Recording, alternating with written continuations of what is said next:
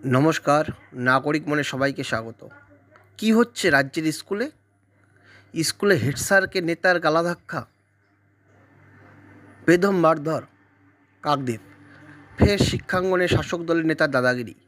মঙ্গলবার দুপুরে কাকদ্বীপের বীরেন্দ্র বিদ্যানিকেতন হাই স্কুলে ভারপ্রাপ্ত প্রধান শিক্ষক মৃণাল কান্তি পালকে ঘাড় ধাক্কা দিয়ে মারধর করার অভিযোগ উঠল স্কুল পরিচালন সমিতির সভাপতি তথা স্থানীয় তৃণমূল পঞ্চায়েত সদস্য ত্রিদীপ বারুইয়ের বিরুদ্ধে।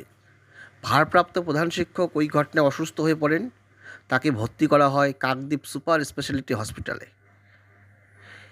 স্কুল চলাকালীন এই ঘটনার জেরে হতচকিত হয়ে পড়েন ছাত্রছাত্রী থেকে অভিভাবকরা। অভিযুক্ত ত্রিদীপের পাল্টা অভিযোগ, তাকেই নাকি প্রথমে আক্রমণ করেন ভারপ্রাপ্ত প্রধান শিক্ষক। বিজেপি নেতা কৌশিক দাসের অভিযোগ, শাসক দলের ছত্রছায়ায় শিক্ষাঙ্গনে লাগামহীন দাদাগিরি চলছে। কলেজের মতো স্কুলের পরিচালন সমিতির নির্বাচনগুলোকে প্রহসনে পরিণত করেছে শাসক দল। তবে সন্ধ্যা পর্যন্ত আক্রান্ত শিক্ষক থানায় লিখিত অভিযোগ করেননি। আক্রান্ত শিক্ষক মৃণালকান্তি পালের অভিযোগ, ত্রিদীপ বারুই হঠাৎ এসে একটি কাগজে সই করে রিসিভ করে নেওয়ার দাবি জানান। সেই কাগজটি রিসিভ না করায় আমাকে ছাত্রছাত্রী ও অভিভাবকদের সামনেই ঘাড় ধাক্কা দিয়ে টানতে টানতে স্কুল থেকে বের করে দিয়ে গেট বন্ধ করে দেয়।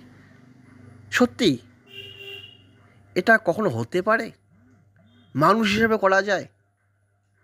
কারো গায়ে হাত দেওয়া যায়? আইন হাতে নেওয়া যায়? এরা কারা? কাদের প্রশ্রয়ে এরা এরকম করছে?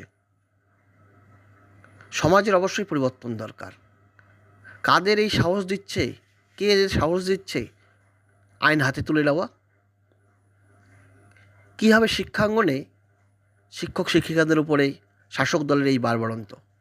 এটা সত্যিই সমাজের পক্ষে একটা কুমঙ্গল। যে শিক্ষক মশাই তার সন্তানসমূহ ছাত্রছাত্রীদের সামনে শাসক দলের নেতাদের কাছে এই রকম যদি আক্রান্ত হয়ে থাকে, তাহলে সেই সমাজের অধঃপতন নিশ্চিত। এর বিরুদ্ধে কঠোর পদক্ষেপ নেওয়া দরকার যদি ঘটনা সত্যি হয়ে থাকে।